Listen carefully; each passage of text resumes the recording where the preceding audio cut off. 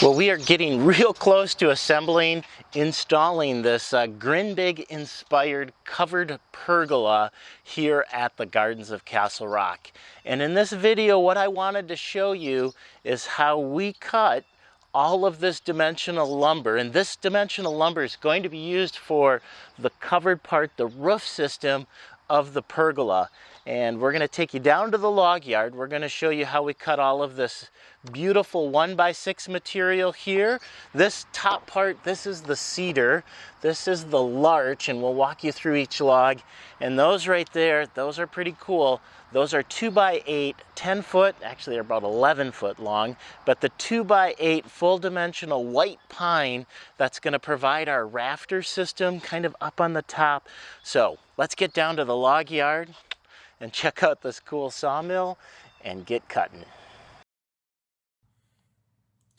Now this is the second day that Ben from DuckHill Sawmill has had his TimberKing 2020 out to the log yard at the workshop at the gardens. And the first log up is a cedar log. And yes, as happens with brand new equipment, there are little snafus that we work out. And the little electronic toggle switch that runs the blade guide kind of stopped working. So we had to troubleshoot that to get it going. Now the first time or only time I've had cutting dimensional lumber is with my Grindbygg Alaskan chainsaw mill. So if you've done that, it's worth doing once, maybe twice, so you understand how much work goes into it. But a sheer pleasure using a portable bandsaw to cut out dimensional lumber. And you'll see why people like to, or sawyers like to work with larger timbers, because it takes the same amount of time to square up a small log as it does a large log. So that first log, like I mentioned, was a cedar log, or a large arborvitae for Minnesota standards. And this log, absolutely beautiful grain, is a larch, a tamarack. So this is a tree that my grandfather had planted on the property here that the tree did die a couple years ago. So we did harvest it. So I have a whole bunch of footage of craning that tree out. Hopefully that gets its way to a video someday. But once your log is squared up on four sides, and you kind of can start to work in multiple boards. And so what Ben is doing right here, he made it 18 inches, and this larch and the cedar were doing 1x6s. So he cut the large log into a 16 or 18 inch log, and then cut it twice to give us 3 6-inch sections. And now, of course, with a little bit of speeding it up, it does go a lot faster. But I tried to put a little bit of real time in here, because as much as this goes faster, it takes time. But just like that, 2 passes, and we have 6 boards. So pretty doggone cool as the lumber comes off. And when you're working on a portable sawmill like this, the more hands on deck, you can say. The helpful, I know I had to pull away a couple of times, and Ben had to do it all by himself. And this is where Ben is just learning a lot about just the sawmilling, trying to understand. He was just feeling there if there was going to be any little movement, any little vibration, if it was time to change the blade, or just how it's feeling right in there. And another cool thing with portable sawmills, and I'm sure this is on all of them, is you can just kind of make multiple passes before you have to move the wood. Aha, see? There we go. There's our blade change. Cut most of that out for you. You're welcome. But the blade change, and then it sets up. But one of the neat things about, and it's going to be all of the major brands of these portable sawmills have, but if you look where Ben is operating from, this is primarily a hydraulic mill, and so all the levers there are doing things hydraulically. Yes. That sounds good. But the little red box up on the top, and that's the little computer that's going to help set the cutting depth. And so a lot of times you'll zero it up to the bottom, and not that he doesn't have his little adjuster switch. He has to manually do that every now and then. Check it and just see that it's going to clear. And I'm sure he's going to check the tension on the bandsaw. The downside of not having that there. But that little red box has the computer, and so it can zero out to the bottom of the bed, and then with a push of a button, it remembers where it cut the last time, and boom, away you go. You have a 1-inch board. And when it gets all the way through the board, or the log, push of another button, it raises up to a set height, and then you can just return the saw head back to the starting position, push that button again, and it drops down and gives you that 1-inch board just like that. So slick. And that really speeds up a lot of time. I'm sure that's one of the reasons Ben over-researched exactly what mill he wanted, and part of it was this control station there. And just like that, that's just beautiful. 12 1-inch by 6, and those are 8-footers. Just beautiful boards coming off that log. There's a little dead on the bottom. That was the very bottom of the log or the tree, and it did have a little bit of ant damage. It was probably, I never should have measured it or counted the rings, but probably in the 60 to 80 year range. So it was an old tree. The cool part, when we get to another video, and I'll put a card up there, another video about making the post assemblies, which were standing at the very intro of this, but the long beams that I'm going to be using for this pergola are the midsection of this larch tree, and those were very, very cool. And the covered section of this pergola is 10 by 18, so we need at least 180 square feet, and since it's 1 inch, that'd be 180 board feet of 1 by 6 to cover the top. Plus I'll end up wrapping a band around the top. Going to do a roof very, very similar to the timber frame project that we just completed. Put a card up there to the playlist on that. That's a fun set for you to watch. Kind of take us from the beginning of a timber frame all the way to the roof on it. But Ben finishes up this larch here, and I think there's one more pass in there. And just like that, you have one heck of a lot of beautiful full dimension boards. All right, it's time to get on with the white pine. Now, this is a lesson learned that it's very, very important to communicate with your sawyer. And this one is completely on me because Ben had it in his mind that he was still going to be cutting 1 by 6s, and this is where we needed to be cutting 2 by 8s. So we kind of got it all set up to make a whole bunch of beautiful 1 by 6s. And then I was like, wait a minute, something's going on.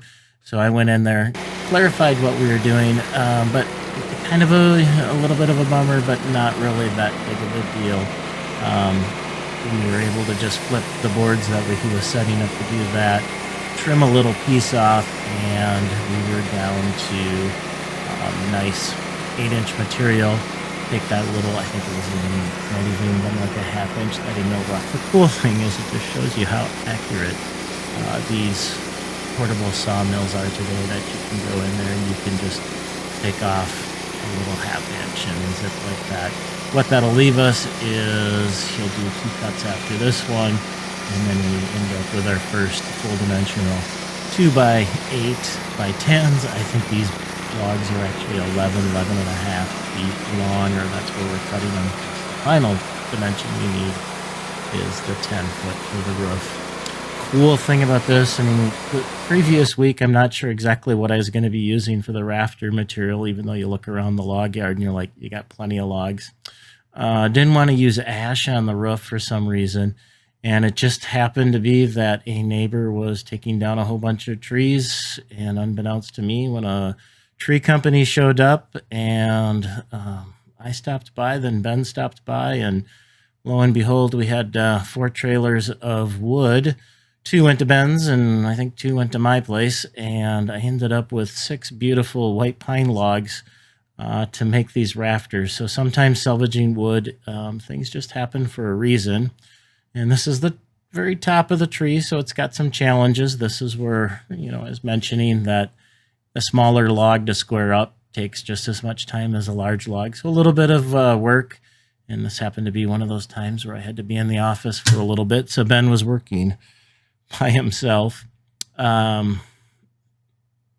think that was the fuel. He had to fuel up there. But just really, really cool that, a week ago from when this log was cut, it was standing in someone's yard. And if we wouldn't have just happened to buy it and said, hey, what are you doing with that?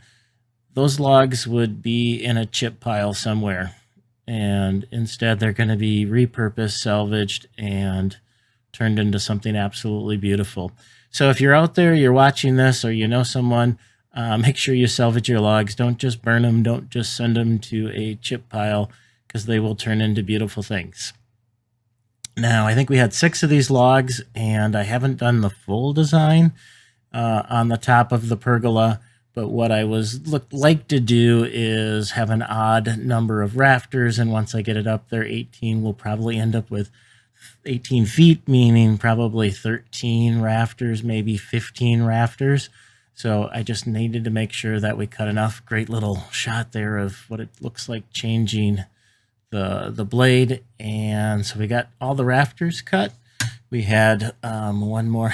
Yeah, there's a little look into the log yard, so don't complain, or I'm not complaining that I didn't know exactly what I was going to cut the rafters out of, but white pine is really sweet.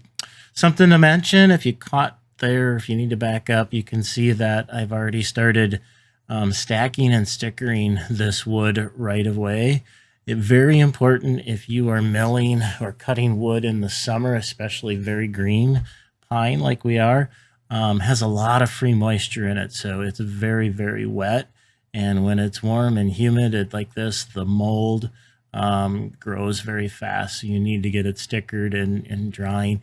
And within a week, and it's been over 2 weeks now since we've milled, but within that first 2 weeks, you lose almost 30–40% of that free moisture, and they're dry to the touch. And for the projects we're working on, these outdoor pergolas, these outdoor timber frames, that's dry enough. Probably already getting down to 12% moisture. Yes, if you're working furniture inside a house, you need to get it down to 7 and 8. But working on these timber frame projects, that's going to be plenty dry for me, and most likely for anyone in there.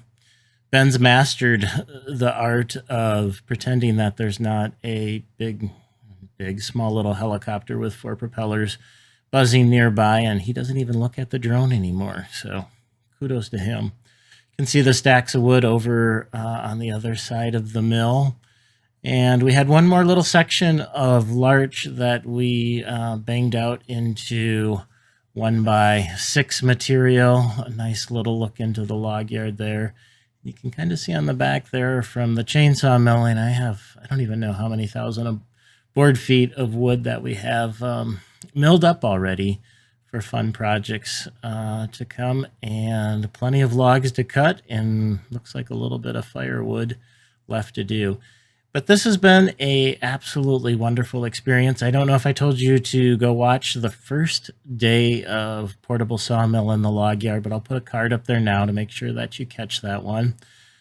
In that video, Ben hit 10 hours on the sawmill, and actually today when we're milling here, he hit 25 hours and took a picture on the nose.